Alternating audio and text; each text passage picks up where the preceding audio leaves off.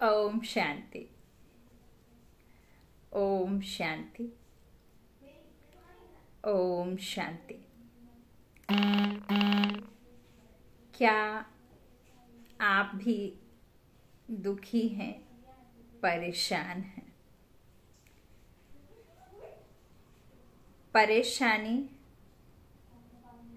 अर्थात हमारी शान पर चिंतन। जब हम परेशान होते हैं तो उस वक्त आपने देखा होगा कि हम परचिंतन अधिक करते हैं और स्वचिंतन बहुत कम करते हैं। जब हम परचिंतन करते हैं ना, तब हमारी शान पर आँच आती है, अर्थात हम परेशान रहते हैं। दुख, कौन कौन ऐसा है जब परेशान होता है, दुखी होता है, तो उस दुख में सिर्फ और सिर्फ दुखी होने से वो दुख कम हुआ क्या आज तक किसी का? कोई मुश्किल आती है तो उस मुश्किल को मुश्किल समझकर बैठ जाना, क्या बिना समाधान के उस मुश्किल से पार पा सकते हैं? दुख क्या है? बहुत सहज रीति यदि हम समझें तो बहुत छोटा सा एक एग्जाम्पल लेते हैं। जब आपने देखा होगा, अभी से नहीं, ये बहुत पहले से चल रही है। जब हम कभी फोटो निकलवाते थे, पहले भी जब हमारे पास में सेल्फी वगैरह का साधन नहीं था और हमारे पास में घर में कैमरे नहीं हुआ करते थे, जब भी हम कैमरामैन को बुला करके, जब हम घर में फैमिली में संयुक्त परिवार में रहा करते थे, फोटो निकलवाते थे, तो हम सिर्फ और सिर्फ फोटो के लिए हंसते हैं, स्माइल देते हैं। क्यों?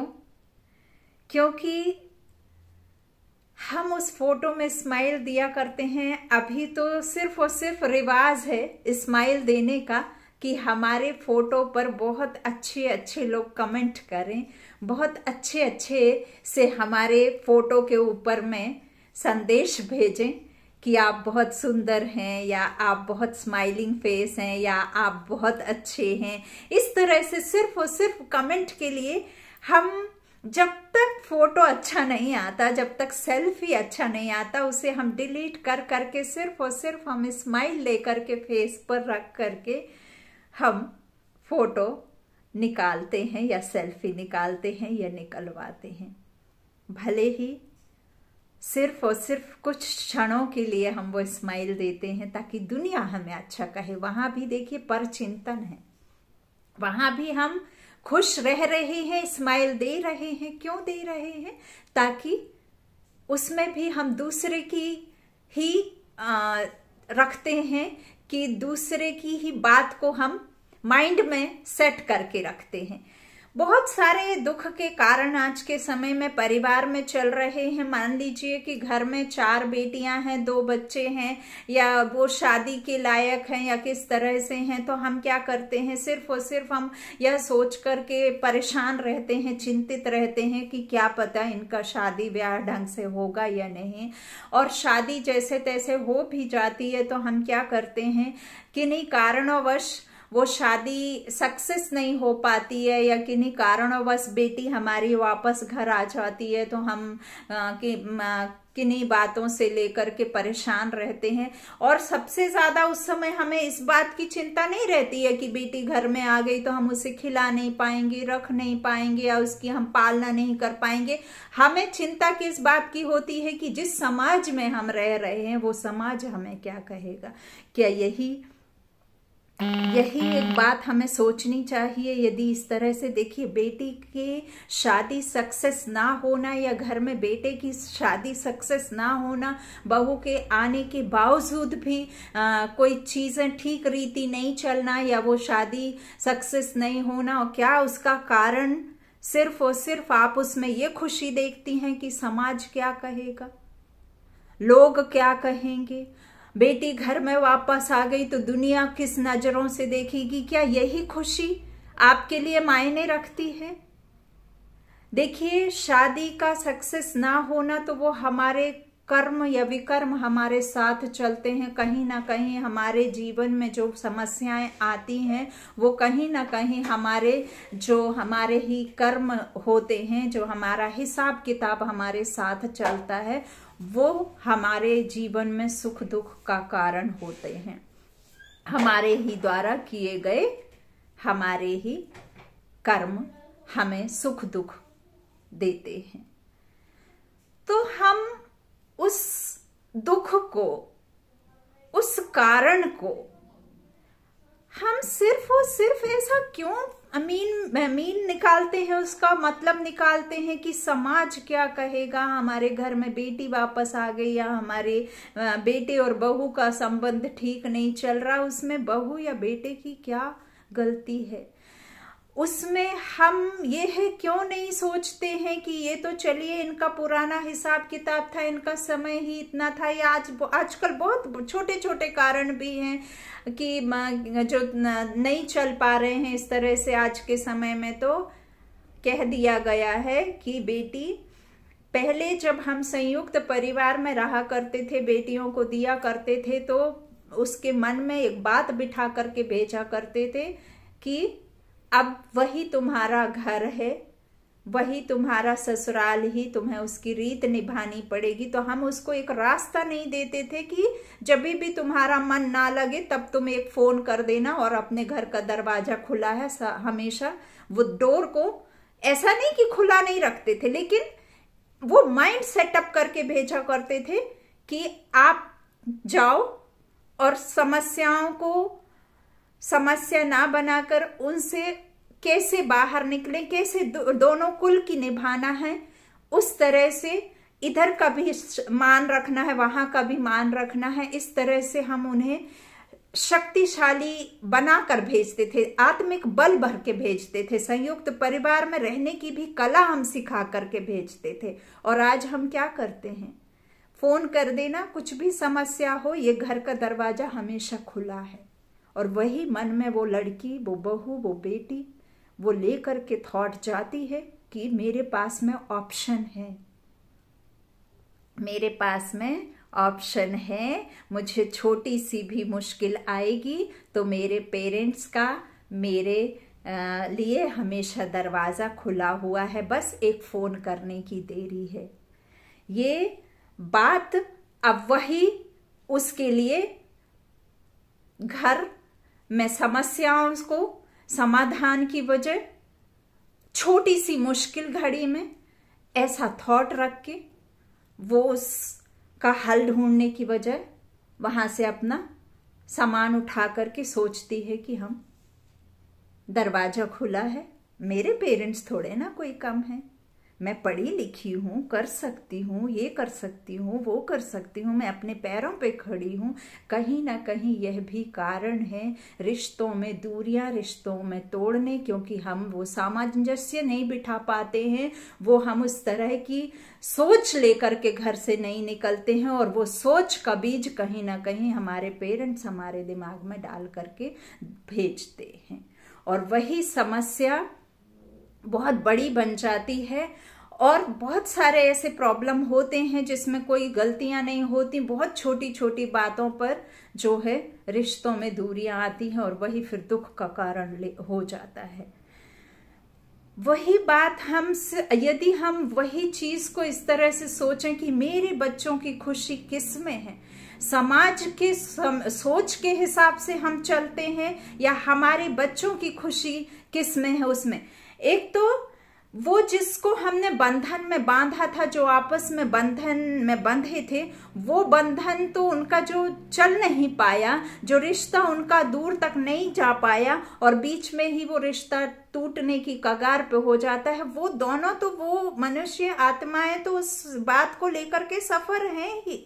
हम पूरे घर के लोग भी उस समस्या में समाधान ना ढूंढने की वजह से हम उसमें और दुखी हो करके और ऐसे किस्मत पे हाथ रख करके समाज की बातों को लेकर के और दुख में दुख पैदा करते हैं, उसे समस्या को और बड़ा करते हैं। जबकि कोई भी समस्या आने पर समस्या का हल तभी मिलता है जब आप उसके लिए कुछ सोचें, बैठ करके विचार करें, कुछ अच्छी बातों को सोचें। अपने घर में पहले अपने खुशियां देखें कि घर में फैमिली मेंबर की, परिवार की किस तरह से हम इन बातों को कैसे सुलह कर सकते हैं, कैसे हम सोच सकते हैं।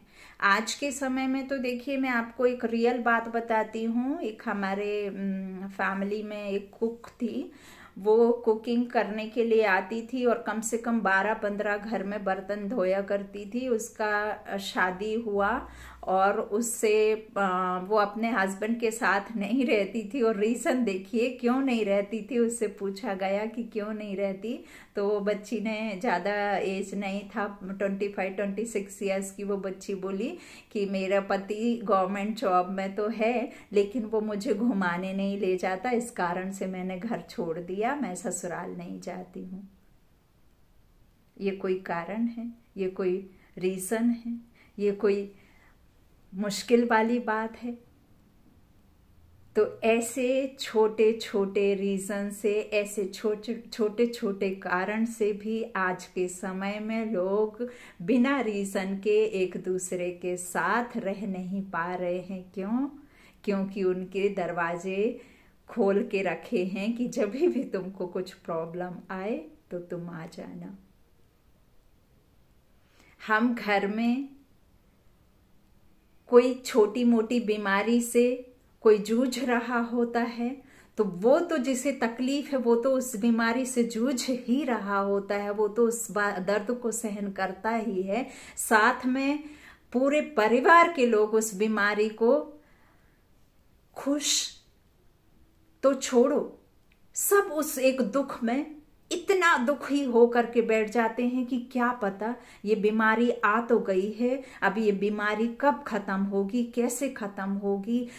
और उसके सामने बैठ करके उस बीमारी को और ज्यादा, हम कहते हैं ना, जब बीमारी को आप बार बार बीमार बीमार बीमार बीमार कहेंगे ना, तो वो बीमारी खत्म कभी नहीं होगी। भला आप कितनी भी दवाइयां ले लें, कितनी भी आप मुश्किलों से जूझ रहे हो, दवाइयों के बल पे उस बीमारी को आप खात्मा नहीं कर सकते जब तक आपके आत्म बल में ये शक्ति नहीं रहेगी, अंतर में शक्ति नहीं रहेगी कि ये बीमारी मेरी खत्म हो गई है, आज नहीं तो कल जाना ही है। लेकिन हम अपनी इस बीमारी को इधर नहीं आने देंगे, इधर आत्मा में इसको घर नहीं करने देंगे। इस शरीर में वो बीमारी है, लेकिन मैं अंतर मन में इसका बोझ नहीं रखूंगी।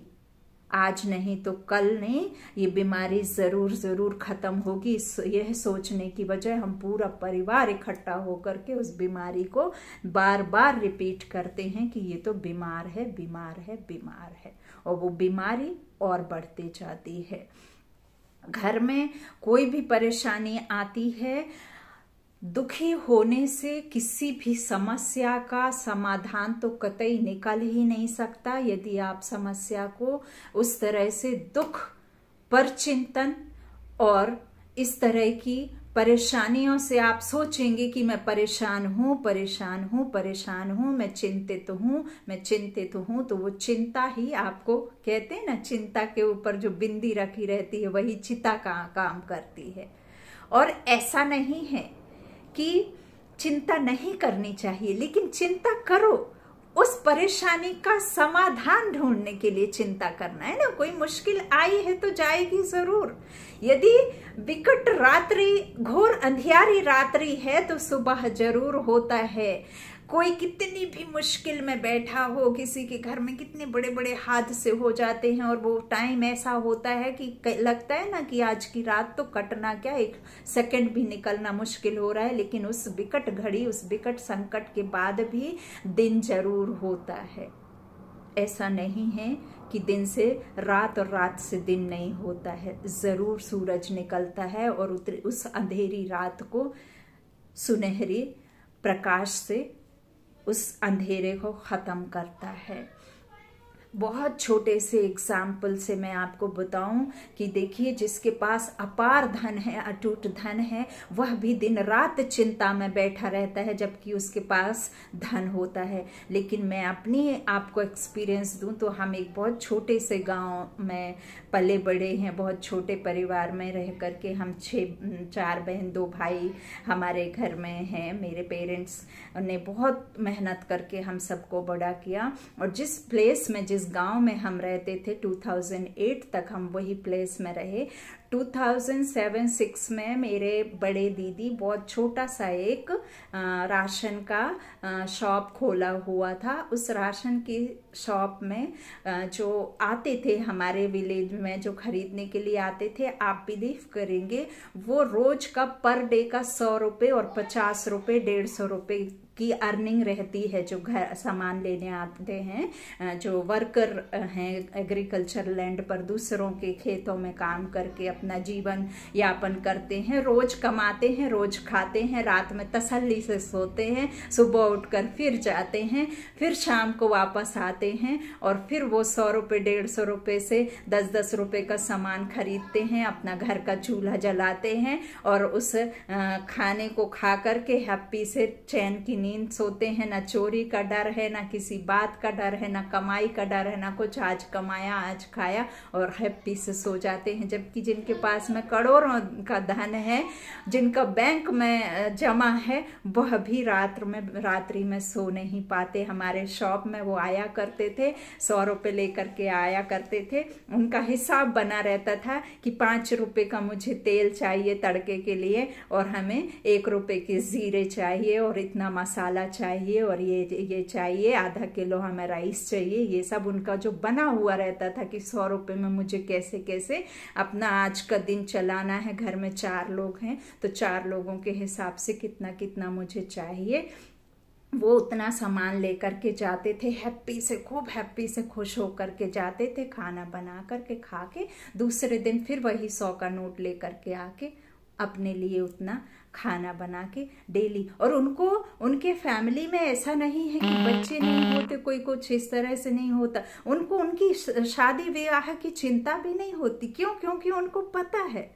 फ्यूचर में मेरे घर में मेरी बेटी की यदि शादी होगी तो मेरी बेटी सुबह से शाम तक खेतों में काम करना जानती है, और जिसके साथ मैं जोड़ूंगा या जोड़ूंगी वह भी इसी तरह का होगा, जो दिन रात खेतों में काम करके कमा के घर में आके खाना और सोना और आराम से हैप्पी से खूब खुश रहना। उनके फेस पर कभी ऐसी चिंता फ्यूचर का, वो फ्यूचर की पढ़ाई, फ्यूचर में क्या कैसे कहाँ कब होगा, प्रेजेंट में जीना, प्रेजेंट में खुश रहना, अपना पहनना ओढ़ना और खुश रहना। ये भी गरीबों का जीवन है। गरीबों के फेस पे कभी सेल्फी के लिए मुस्कान नहीं आती है। वो सदैव उनकी मुस्कान अपनी मेहनत पर रहती है। अपना सुबह से कमाने गए और रात में जो कमाई करके आकर के खाने में मेहनत रहती है उनकी, उस मेहनत में उनकी जो है स्माइल दिखती है। वो कभी झूठी मुस्कान नहीं रखते हैं फेस पे। ऐसे होते हैं, ऐसे होता है मेहनती जो कभी भी अपना फ्यूचर को ज़्यादा सोचने का नहीं। आज जिधर खड़े हैं वहाँ अगर नहीं है तो करके खा लेंगे, ऐसा फीलिंग आती है। आज के समय में तो बड़े बड़े लोगों के पास में विकराल समस्या है। जो जितना धनी है उतना ही और ज़्यादा चाहत में और ज़्यादा उसमें रहने के चक्कर में और ज़्यादा दुखी है। भौतिक सुख सुविधाएं होने के बावजूद भी अशांत है, शांति नहीं है। क्यों? क्योंकि उनके अंदर आत्मिक बल खत्म हो गया। वो दूसरों के लिए जीना ज़्यादा पसंद करते हैं बजाय अपने और अपने बच्चों की खुशी में जीना पसंद नहीं करते हैं। वो दूसरों, जिस समाज में रहते हैं, समाज क्या कहेगा, वो क्या कहेंगे, उसके चक्कर में जीना ज़्यादा पसंद करते हैं बजाय उसकी कि मेरे बच्चों की खुशी किस में है। कोई रिश्ता ज्यादा नहीं चल पाता है, रिश्ता ज्यादा नहीं खिंच पाता है, तो बजाय उस घर में जो टूट कर आया है उसको सपोर्ट करने की बजाय समाज क्या कहेगा, इसमें चलते रहते हैं। लाख मुश्किल हो जाए घर में ला करके कहते हैं एक बहू, एक बेटी, एक माँ सुई की नोक से यदि घर गिराना शुरू करती है तो सुई की नोक से भी वो घर गिरा सकती है। और वही एक बहू, एक वही बेटी, एक वही माँ यदि चाहे तो वो सुई की नोक से घर को जोड़ भी सकती है। ये हमें सिखाया जाता था, हमें सहन शक्ति सहने की शक्ति दे करके भेजा जाता था, हमें समस्याओं से जूझने का सिखा करके भेजा जाता था कि आपको समस्याओं को कैसे समाधान करना है, कैसे उस परिवार में भी, उस संयुक्त परिवार में भी अपना जीवन कैसे रखना है, कैसे आपको सामने वाले को जो है अपने में प्रेम में बांधना है, कैसे आपको अपने घर को बांध करके रखना है, कैसे दो कुल की रीत निभा करके चलना है। यह सब बातें हमें पहले सिखाई जाती थी। आज के समय में कोई भी ऐसा सिखा करके नहीं भेजता है। मैक्सिमम केसेस छोटे छोटे परेशानियों में, छोटे छोटे बातों में टूट रहे हैं और हम सिर्फ और सिर्फ समाज की वजह से भी कई बार बहुत सारी चीजों को पर चिंतन में ही दुख बना करके बैठे रहते हैं कि लोग क्या कहेंगे।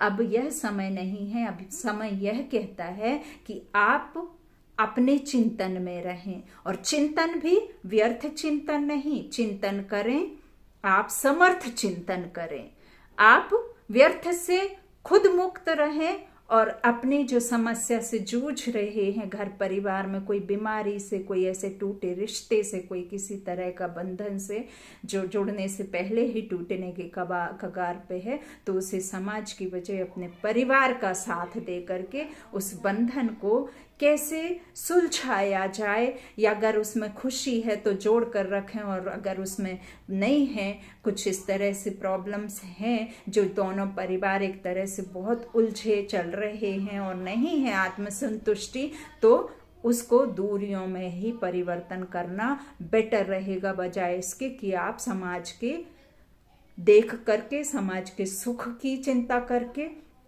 उनको सोच करके आप अपने घर में वो जबरदस्ती रिश्ता बनाकर रखने से बेटर है कि वो रिश्ते को दूरियों में सहज रीति से दूरियां रख सकें। अब मैं आपको एग्जाम्पल दूं और ये परमात्मा की भाषा में जो ज्ञान में चल रहे हैं उनकी परमात्मा की भाषा में यदि मैं सिखाऊं तो आप आज के समय में हर एक को आत्मबल की जरूरत है। कभी भी आप यह नहीं समझिए कि आपका बच्चा सिर्फ और सिर्फ निराशा में परेशान रहता है, बल्कि वो उसे जो जास्ती प्राप्तियां होती है ना, वो उसमें भी परेशान रहता है, क्योंकि हम उसे आत्मबल नहीं देते हैं। हम उसे बाहरी सुख सुविधाओं से भरपूर करते हैं, लेकिन उसे आत्मिक बल नहीं देते हैं, जिसकी आज के समय में पेरेंट्स को भी बहुत जरूरत है और बच्चों को तो है ही, जो कि हम उन्हें बिल्कुल ही नहीं देते। नील करके रखा है अंदर से, बाहर से तो खूब दिखने में चमत्कारी दिखते हैं और बहुत साज सज्जा से और खूब भरपूर सुख सुविधाएं दे रखी, लेकिन आत्मबल नहीं रहता है। जिस बच्चे को हम बचपन से कार एसी रूम और एसी सुविधा देते हैं, वही बच्चा यदि आपको रास्ते में उसका शूज निकल जाए, चप्पल टूट जाए, तो वो 2 कदम नहीं रख सकता। क्यों? क्योंकि आपने उसको ऐसा बना दिया है, आपने उसको ऐसी शुरू से सुविधाएं दी हैं कि वो कल इस तरह की मुश्किल को, समस्या को जो है उससे जूझ नहीं सकता, उसको एक्सेप्ट नहीं कर सकता। हमें आत्मबल से भरना है खुद को, आत्मशक्तियों से भरपूर करना है खुद को, और अपने बच्चों को संस्कार देने हैं जोड़ने वाले, आत्मशक्ति वाले, सहन शक्ति के साथ साथ निर्णय लेने की क्षमता। यह सब बातें हमें आध्यात्म से जुड़ करके मिलती हैं। परमात्मा हमें यही बल पैदा करने कहते हैं। दुख का कारण कहीं ना कहीं हमारे अंदर के ही विचार हैं।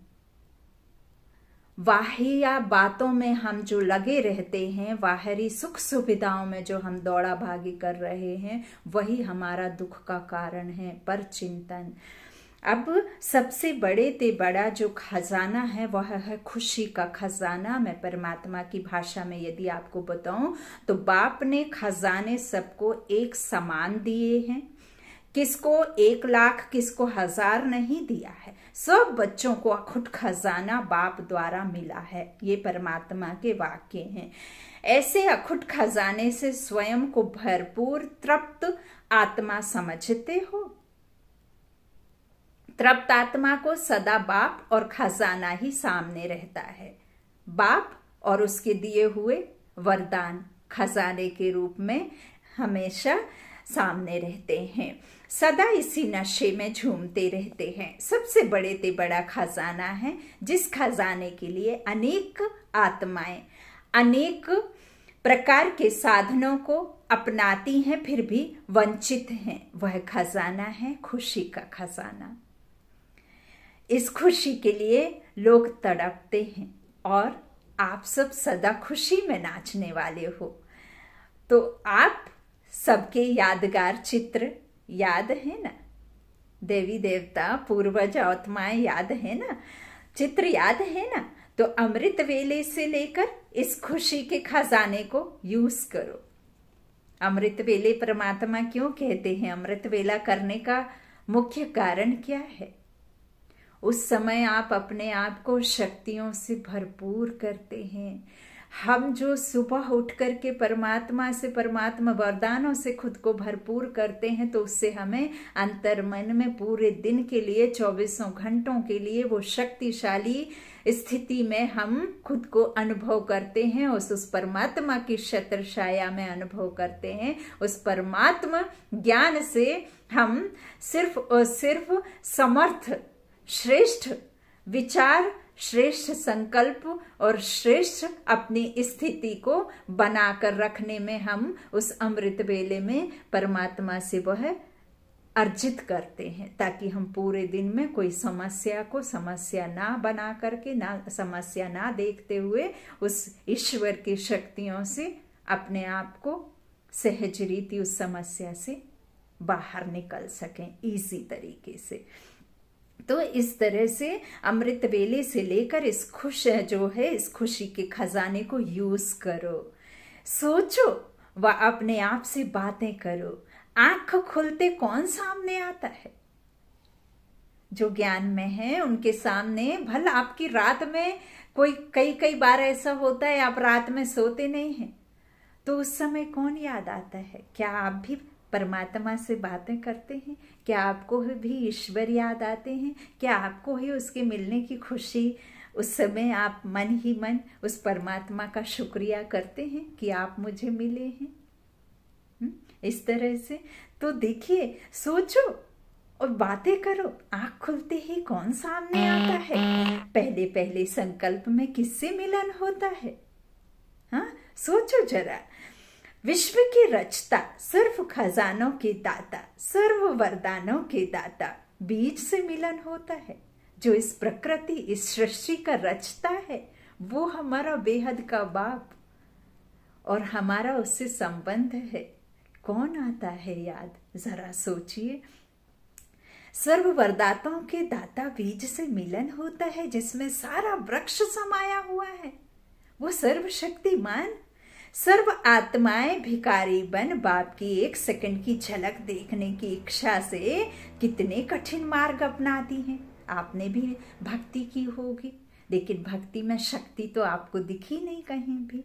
हाँ, आपने भी व्रत किए होंगे, जप किए होंगे, तप किए होंगे, मंदिरों के दर्शनों के लिए लाखों की भीड़, हजारों की भीड़ में धक्के भी खाए होंगे, हजारों लाखों से आपने भी खर्च किए होंगे और अभी भी करते हैं।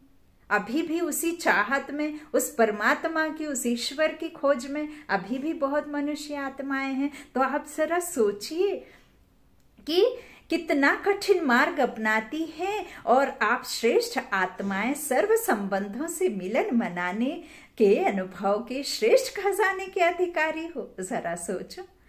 तो सबसे पहले खुशी की बात क्या है? अमृत वेले सर्व संबंध से बाप से मिलन मनाना। सर्व संबंध, जिस संबंध को आप अपने में कमी अनुभव करते हैं, उस संबंध से, उस परमात्मा से सच्चा संबंध बना लें।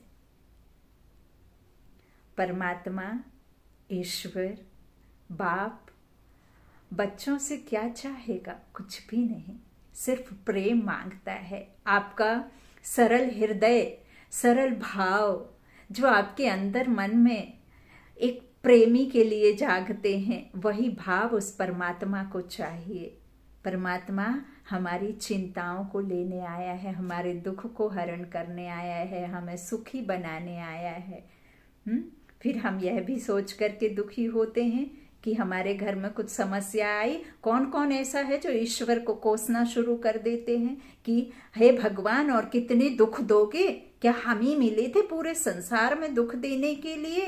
अरे तुम क्यों भूल जाते हो कि इस जन्म में तो हमने किसी को दुख नहीं दिया या किसी को आत्मघात नहीं किया, लेकिन हमने जो 63 जन्मों से किसी आत्मा को दुख दिया होगा, तो वही तो आपके हिसाब किताब कर्म जो विकर्म है आपके चुकतू हो रहे हैं। यही नरक और यही स्वर्ग है। हम क्यों भूल जाते हैं कि ईश्वर नहीं, धर्मराज कर्मों का हिसाब किताब लेता है।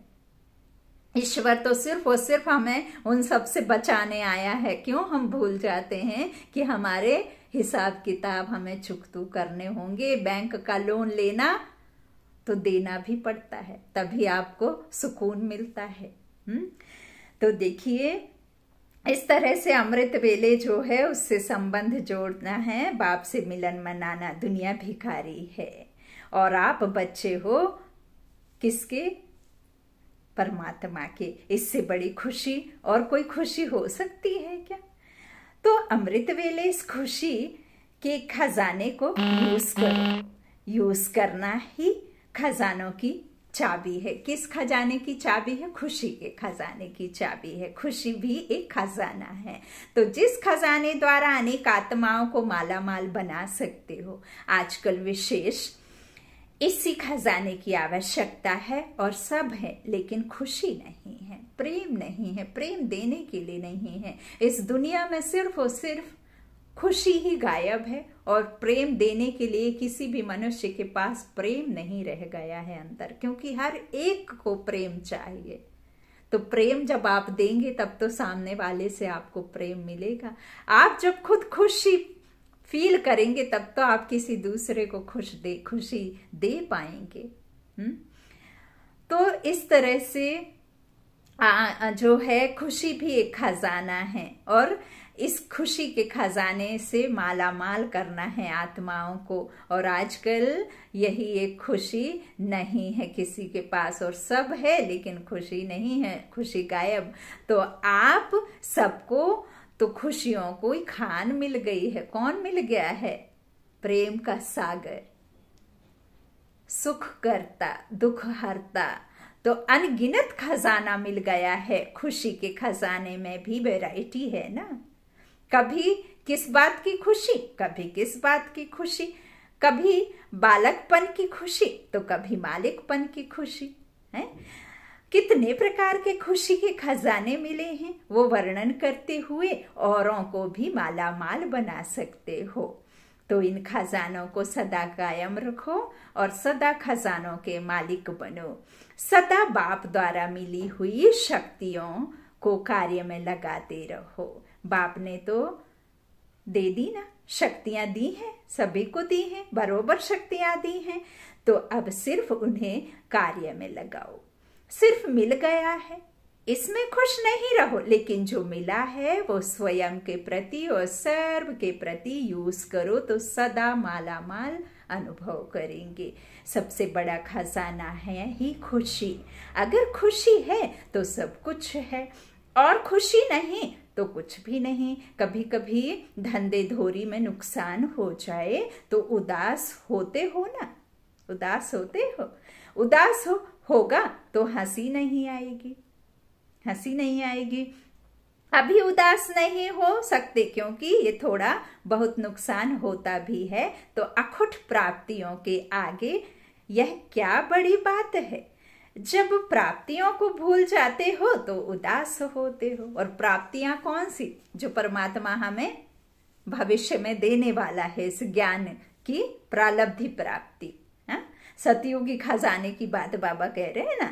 तो कुछ हो भी जाए लेकिन बाप का खजाना गंवाना नहीं है। खुशी है बाप का खजाना। शरीर चला जाए लेकिन खुशी नहीं जाए।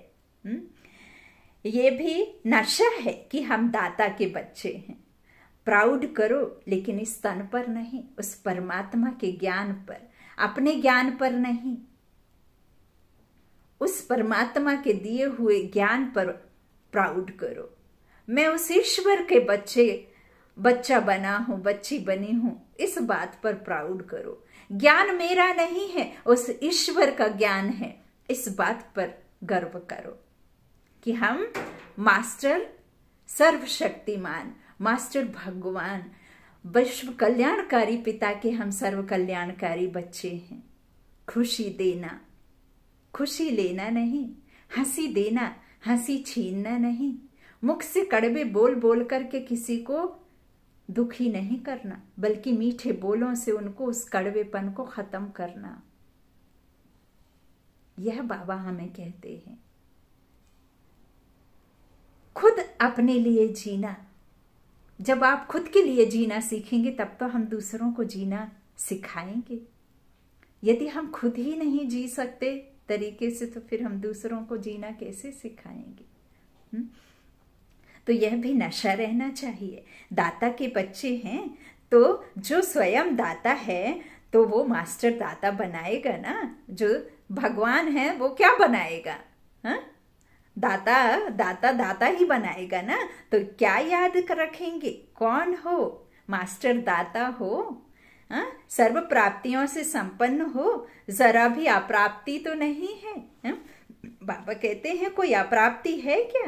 क्वेश्चन, कोई रह गई है या कोई चीज चाहिए? नाम चाहिए, सेवा चाहिए, थोड़ा चांस मिल जाए, मेरा नाम हो जाए, मेरे को आगे रखा जाए, यह अप्राप्ति तो नहीं है। अंतर्मन में ऐसा चलता तो नहीं है। किसी को है तो बता दो। बाबा कह रहे किसी को है तो बता दो। अच्छा मिल जाए, कार मिल जाए, तो कार हो तो सेवा अच्छी तरह से कर सकेंगे। जितने साधन उतनी बुद्धि भी जाती है, और जितने कम कहते हैं ना, more study more confusion, no study no confusion. जितना ज्यादा नॉलेज उतना ज्यादा, जितने भौतिक सुख सुविधाएं उतनी और अधिक होने की चेष्टा, है ना, महत्वाकांक्षा, ऐसा कहते हैं ना। तो कार हो तो सेवा अच्छी तरह से कर सके। जितने साधन उतनी बुद्धि भी जाती है। जैसे है जहां है सदा राजी। जो थोड़े में संतुष्ट रहता है उसको सदा सर्व प्राप्ति की अनुभूति होती है। संतुष्टता सबसे बड़ा खजाना है। जिसके पास संतुष्टता है उसके पास सब कुछ है, और संतुष्टता नहीं है तो सब कुछ होते हुए भी नील है, कुछ भी नहीं है। जिसके पास संतुष्टता नहीं है तो कुछ भी नहीं है, क्योंकि असंतुष्ट आत्मा सदा इच्छाओं के वश होती है। एक इच्छा पूरी होगी और 10 इच्छाएं उत्पन्न हो जाएंगी। सदा यह गीत गाते रहो, पाना था सो पा लिया। और व्यर्थ में नहीं जाओ, समर्थ में रहो। अपनी समस्याओं को समस्या मत बनने दीजिए, अपनी खुशी को गायब मत होने दीजिए। सेल्फी के लिए नहीं, सेल्फ के लिए हंसना सीखिए, अपनों के लिए हंसना सीखिए, अपने लिए जीना सीखिए, खुद को माफ करना सीखिए और दूसरों को भी माफी देना सीखिए।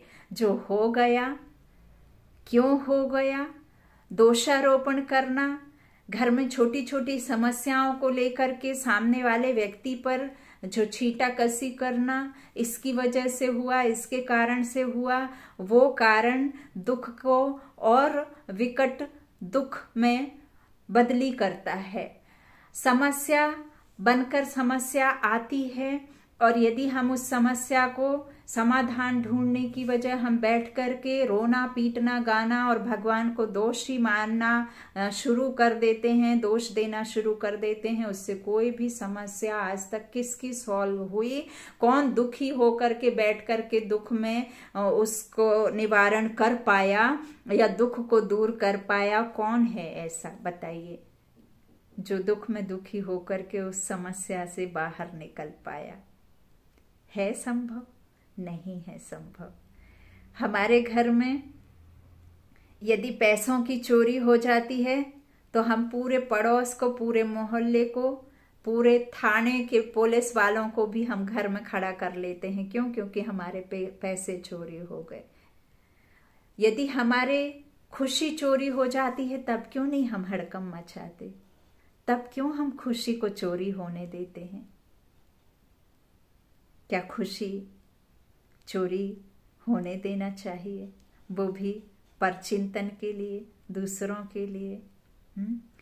आपके घर में कोई भी समस्या है, आपके घर में कोई एक व्यक्ति दुखी है किसी कारण से, तो उसके दुख में उसका मनोबल हिम्मत देकर, उसका समाधान देकर, उस समस्या को डिस्कस करके, उसके कंधे पे हाथ रख करके एक बार उससे पूछें, उसको हिम्मत दें कि मैं कुछ भी हो जाए दुनिया के लिए नहीं, तुम्हारे साथ, तुम्हारे लिए, तुम्हारी खुशी में खड़ा हुआ हूं।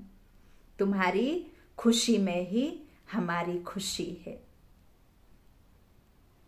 तुम खुश, मैं खुश, मुझसे देखकर और भी खुश, बाकी सब भी खुश। परिवार किसी एक की खुशियों से नहीं, परिवार एक एक की खुशियों को प्लस करके बनाई जाती हैं। आपने देखा होगा, यदि घर में एक कोई छोटा बच्चा दुखी होता है या किसी बात से परेशान रहता है, तो आपने देखा होगा उसके दुख में सब दुखी हो जाते हैं। खुशियां किसी एक से नहीं, खुशियां और दुख, एक के दुख में दुखी होना ही और एक की खुश में खुश रहना ही। तो ये खुशियां कैसे इकट्ठी होंगी? जब हम क्या सोचते हैं कई बार, यार अरे तो क्या हुआ, मैं दुखी हूं, तुम क्यों दुखी होते हो?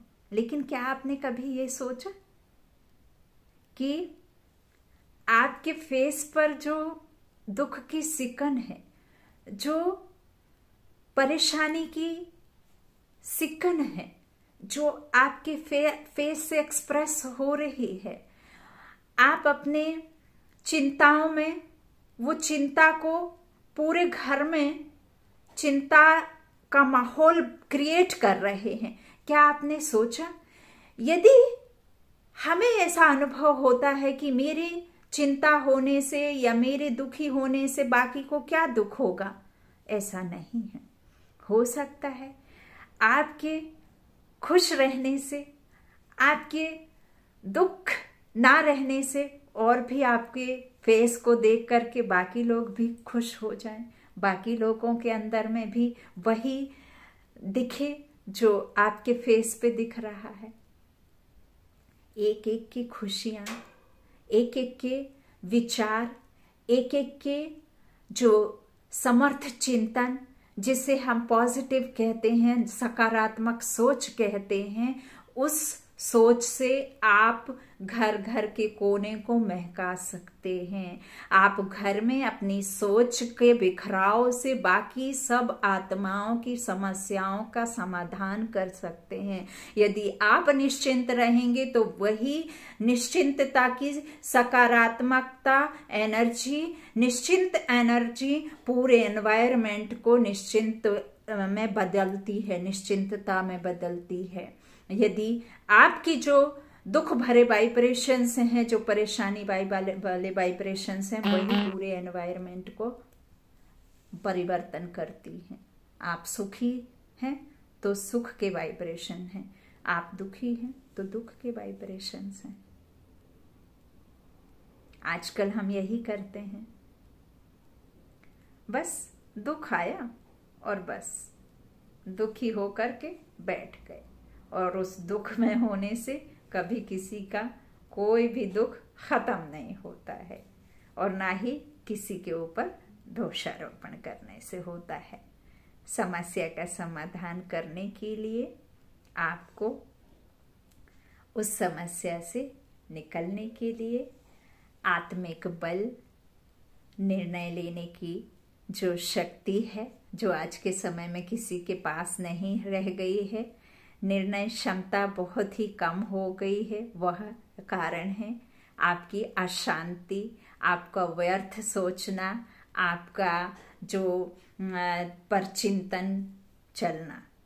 वह सभी कारणों को आपको अपने श्रेष्ठ संकल्पों से और एक मत होकर, एक संगठन होकर, एक के दुख में दुखी होकर नहीं, बल्कि हिम्मत से काम लेकर उसको दूरी करने में है। उम्मीद है आप सेल्फी के लिए नहीं, सेल्फ के लिए मुस्कुराएं। जब तक ये जीवन है, खुशी से मुस्कुराते हुए अपनी मुस्कान से दूसरों के चेहरे को खुश करने वाले, यही सोच सदैव अपने अपने परिवार के लिए, अपने दोस्तों के लिए रखेंगे। ओम शांति, ओम शांति, ओम शांति।